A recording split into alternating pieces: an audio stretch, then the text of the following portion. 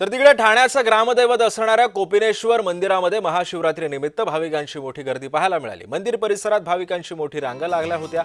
मंदिर फुलांनी सजवण्यात आलेलं होतं, तर आमदार निरंजन डावखरे यांनी होमात्मक लघुरुद्र अनुष्ठानाचं आयोजन सुद्धा केलं होतं। 150हून अधिक जोडपे लघुरुद्र अनुष्ठानाला बसणार आहेत। कोपिनेश्वर मंदिरातून 12 ज्योतिर्लिंगांमधून आणलेल्या ज्योतच्या माध्यमातून होम प्रज्वलित करत अनुष्ठानाला सुरुवात होणार आहे।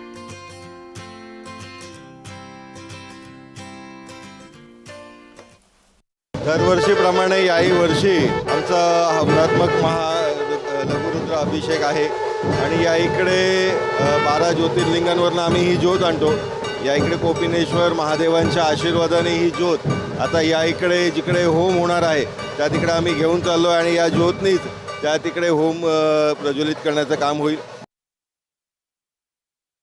सर, यावेळेस महाशिवरात्रीनिमित्त मोठी गर्दी सालाबादप्रमाणे झालेली आहे। काय नेमकं मंदिर प्रशासनाच्या वतीने आयोजन करण्यात आलेलं आहे?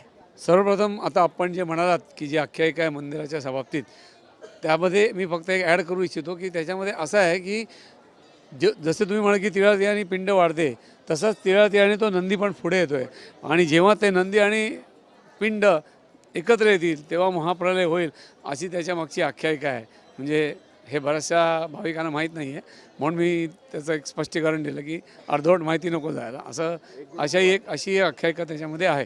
आणि जर प्रतिवर्षाप्रमाणे जी गर्दी होते तुम्ही पाहताच, त्या दृष्टीने जर का विचार केला तर यावर्षी आम्ही एक चांगल्या प्रकारे आयोजन करायचा प्रयत्न केलेला आहे।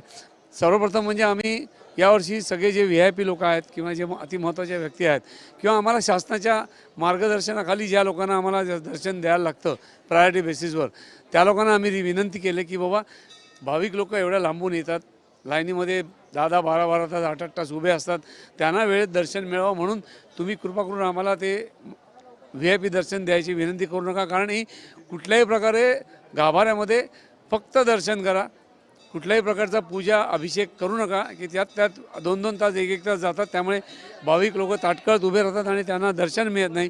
त्यामुळे आम्ही भाविकांना जेवढं लवकरात लवकर दर्शन मिळवता येईल या दृष्टीने प्रयत्न केलेला आहे।